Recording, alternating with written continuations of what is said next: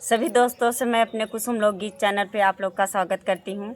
आइए, बहुत प्यारा से जब दूल्हा घर से निकला थी तब के गीत सुनाने चल रही हूँ। गीत अच्छे लगे कमेंट बॉक्स में ज़रूर बताइए दोस्तों। हाँ, जरूर के विनती बा कि आप लोग सपोर्ट करिए। आइए गीत के सुनाती हूँ। चलो।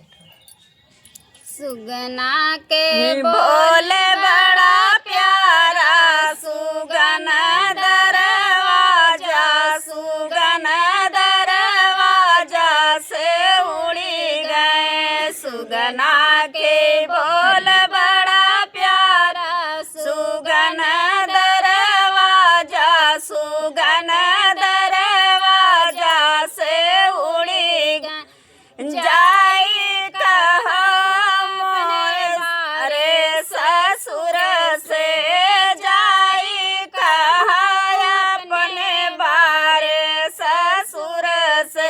सुगना के खोज लगावई, सुगन दरवाजा, सुगन दरवाजा से उड़ी गए। सुगना के खोज लगावई, सुगन दरवाजा से, उन दरवाजा से उड़ी गए। सुगना के बोल